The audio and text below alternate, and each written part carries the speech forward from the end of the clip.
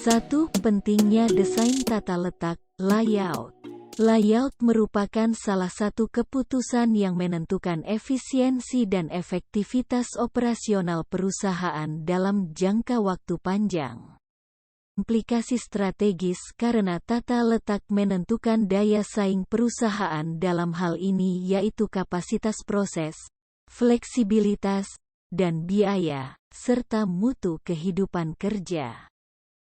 Menurut Barry Render dan J. Heiser, 2001, 272, bahwa layout yang efektif dapat membantu perusahaan dalam mencapai hal-hal berikut. 1. Pemanfaatan yang lebih besar atas ruangan, peralatan, dan manusia. Bahan baku dan manusia yang lebih baik. C. Lebih memudahkan konsumen. D. Peningkatan moral karyawan, dan kondisi kerja yang lebih aman. Layout atau tata letak merupakan salah satu keputusan yang menentukan efisiensi sebuah operasi dalam jangka panjang. Banyak dampak strategis yang terjadi dari hasil keputusan tentang tata letak, di antaranya kapasitas, proses, fleksibilitas, biaya, kualitas, lingkungan kerja, kontak konsumen, dan citra perusahaan. Semakin lama, perancangan desain tata letak perlu dipandang sebagai sesuatu yang dinamis. Hal ini berarti mempertimbangkan peralatan yang kecil, mudah dipindahkan dan fleksibel. Agar dapat mengatasi perubahan model produk secara tepat dan mudah dan masih dalam tingkat produksi yang memadai, manajer operasi harus memberikan fleksibilitas dalam desain tata letak. Tata letak yang baik akan dapat memberikan keuntungan-keuntungan dalam sistem produksi, yaitu antara lain sebagai berikut. Menaikkan output produksi. Pengaturan tata letak yang terkoordinir dan terencana baik akan dapat mengurangi waktu tunggu, delay, yang berlebihan. Mengurangi proses pemindahan bahan, material handling. Penghematan penggunaan areal untuk produksi, gudang dan servis, jalan lintas, material yang menumpuk, jarak antara mesin-mesin yang berlebihan. 2.1 Tata letak ruangan kantora. Pengertian tata letak ruangan kantor. Istilah tata ruang kantor berasal dari bahasa Inggris, yaitu office layout atau sering disebut juga layout saja. Tata ruang kantor adalah pengaturan perabotan, mesin, dan sebagainya di dalam ruangan yang terset. B. Faktor-faktor yang mempengaruhi tata letak ruangan kantor.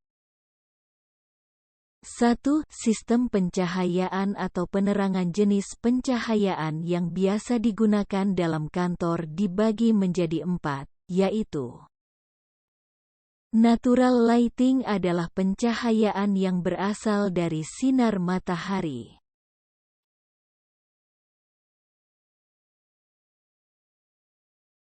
Ambient lighting adalah penggunaan cahaya yang berasal dari penggunaan lampu-lampu yang berada di langit-langit ruang kantor. Accent lighting adalah pencahayaan yang digunakan hanya di daerah tertentu saja. 2. Sistem warna. Penggunaan warna yang tepat pada dinding ruangan dan alat-alat lain akan membuat jiwa para pegawai yaitu jadi lebih tenang, nyaman, senang. Hal ini nantinya akan meningkatkan efisiensi kerja para PEK. 3. Sistem pengaturan udara ruangan. Suhu udara yang disarankan untuk kondisi kerja dengan nyaman adalah 25,6 Celcius. Selain udara yang panas, ruangan yang lembab, 70%, dapat mempengaruhi prestasi kerja karyawan. 4. Sistem penataan suara. Kegaduhan merupakan masalah yang terkadang dapat menghambat konsentrasi para pegawai dalam melaksanakan pekerjaannya. Untuk itu suatu perusahaan harus benar-benar memperhatikan tata letak suara gaduh. Adapun langkah-langkah dalam merancang tata ruang kantor. Tujuan tata letak ruang kantor. 1. Memberikan fasilitas yang optimal bagi arus komunikasi dan arus kerja. 2. Memberikan kondisi kerja yang baik bagi setiap orang. 3. Memudahkan pengawasan sehingga manajer dapat melihat staf yang sedang bekerja. 4. Memberikan fasilitas yang tinggi kepada setiap gerakan karyawan dari meja ke meja. 2.2 Tata letak ruangan retail. Tata letak retail merupakan suatu pendekatan dengan menanggapi perilaku konsumen, mengatur alokasi ruangan, dan mengatur arus. Tujuan utama dari tata letak ini yaitu untuk memanfaatkan ruangan dengan baik dan benar agar memaksimumkan keuntungan pada setiap meter persegi luas lantainya. Nilai investasi dan daya tarik pelanggan merupakan faktor yang perlu diperhatikan dalam layout retail ini. Untuk menarik konsumen, manajer mempunyai dua cara yang dapat dimanipulasi, yaitu susunan toko yang harus diperhatikan, alokasi ruangan terhadap produk, karena produk memiliki variasi yang berbeda sehingga harus disusun sesuai dengan variasinya. Untuk menyusun keseluruhan toko, terdapat beberapa ide yang bermanfaat, yaitu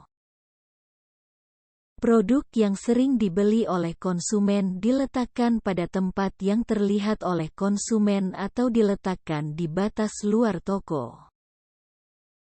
Lokasi harus strategis, karena untuk menarik konsumen dan produk-produk yang menarik serta marginnya besar.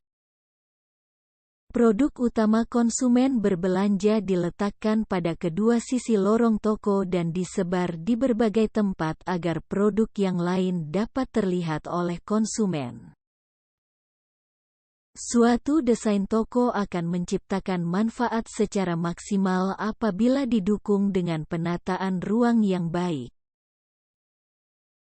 Terdapat 3 tipe layout dalam sebuah toko retail yaitu grid layout, ratchet rack layout, dan free-form layout. Masing-masing layout memiliki karakteristik tersendiri.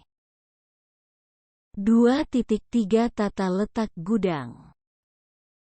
Tata letak gudang merupakan tata letak untuk meminimalisir biaya total dengan melakukan penyeimbangan antara penanganan barang dan ruangan yang tersedia. Manajemen bertugas untuk memaksimalkan pemanfaatan gudang dengan memanfaatkan volume penuh dan mempertahankan biaya penanganan bahan baku yang rendah. Nilai investasi, fleksibilitas, lingkungan kerja, bongkar muat barang dan keselamatan barang yang disimpan merupakan faktor yang memiliki pertimbangan. Tata letak gudang memiliki desain fasilitas yang tergantung pada barang. Perencanaan strategis dalam tata letak gudang yaitu silang dermaga. Silang dermaga merupakan usaha untuk menghindari penempatan bahan baku atau barang yang disimpan pada fasilitas penyimpanan yang akan dipasok oleh pemasok dengan cara memprosesnya pada saat diterima.